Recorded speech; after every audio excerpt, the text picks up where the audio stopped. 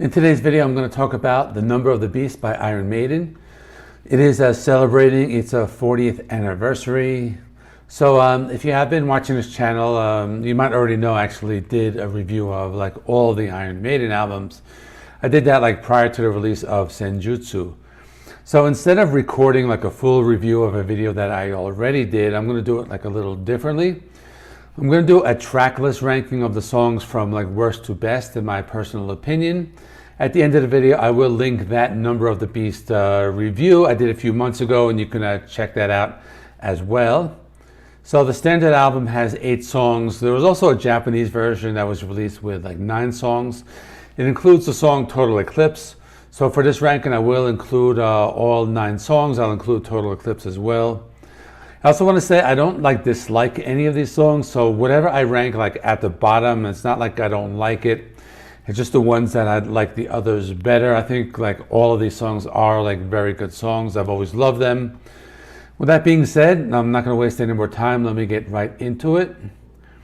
Coming in at number 9 is Gangland. This has been one of the songs that has been like less popular than the other ones. Song that doesn't really get recognized as much, because it's on like side 2, and it's in between like 3 of their like most like well-known and well-loved songs. The song isn't that bad. It has a fast pace, lots of energy. The guitar solos sound very good. It just doesn't stand up to the songs that are next to it on side 2 or the rest of the songs on the album, but I've always liked it. At number 8, I have Total Eclipse. Now the song is pretty cool, kind of a different type of sound. It sounds like Iron Maiden, but also a little like that, like 80s hair metal, but like the early 80s hair metal, like Dokken or Rat. Pretty cool song. It has that classic sound. The song does go through some tempo changes as well. It does get faster in some parts, and it does slow down sometimes. So not a bad song, but I have that at number 8. At number 7, I have Invaders.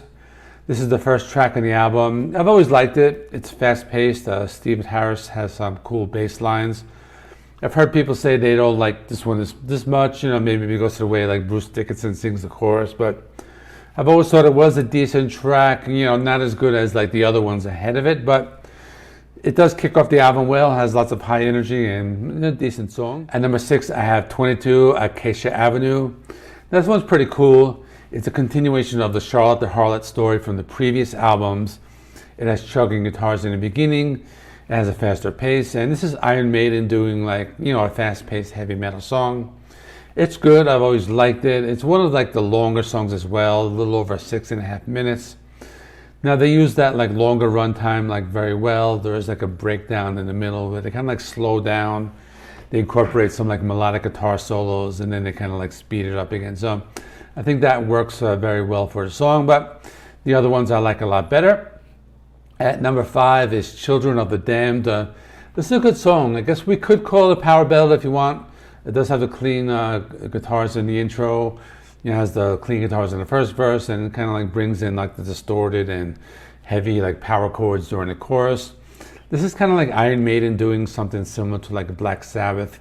It has more like a slow like plodding rhythm, and they were a band known for playing fast, especially like during these days, but they just speed it up a little like before the guitar solo, but it is a pretty cool song, and that's why I have it at number 5.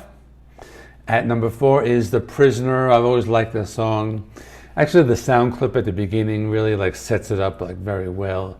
It's a heavy song. It's not very fast paced. It kind of like moves at a mid pace. But I really like the drumming on this song. I think, Clive Burr was the drummer at this time. And the drumming really stands out. It's just really great. And one of the songs is very memorable. It's heavy, but it's also like an accessible type of song. I've always said that this album, Number of the Beast, is like the perfect introduction for like a non-Iron Maiden fan, or even like a non-metal fan, because like the songs are, kind of like easier to listen to. And that's why I have it at number 4. At number 3, I have Run to the Hills. This is one of the most popular songs. Has that iconic drum intro, very memorable like opening guitar riff. The song's about like Native Americans, being slaughtered. So it's an interesting topic. Iron Maiden were always writing about like historical topics like afterwards, and this is one of them. The song's also very popular. It's one of the more like melodic and memorable songs. It has a chorus that sticks in your head after you listen to it. Another song where like Steve Harris has really some great bass playing on this. And this is just one of the better ones. I have it at number 3. At number 2, I have the title track, The Number of the Beast. So this is one of the most popular songs, and for a good reason. It's really well written. You know, Bruce Dickinson has some really great vocals, and then, you know, this is like the first time he like lets out those really like heavy metal screams. You know, it has some slow building parts in the beginning, and it's also a song that kind of like tells a story. So pretty cool, like to listen to the lyrics. It has this nice like haunting atmosphere. It has like the spoken word introduction, and just a really great title track. And my number 1 will always be my number 1, and probably my favorite Iron Maiden song of all time, Hallowed Be Thy Name. It just has everything. It's slow building, has the atmosphere, just the emotion, memorable guitar riffs, awesome vocals, and a great song, you know, when it's played live. You know, it's a song that has really stood the test of time as being, you know, one of the best, or in my opinion, I would say it's probably their best song. And that is it. That's my ranking. So let me know in the comments, you know, if you want to like put your song ranking in the comments. That would be cool. We can compare ours. And that is all. My next couple of reviews will be a few more anniversaries. Anthrax, Among the Living, AC/DC, Let There Be Rock, and Deep Purple, Machine Head. I'll do those this week. Hopefully I can get them out this week. If not, then I'll like get them done like during the weekend or something. And if you want to watch the Number of the Beast review, I'm linking it right there. And if you want to subscribe, if you haven't already, just click that button right there. So that is all. Thanks for watching. See you in the next one.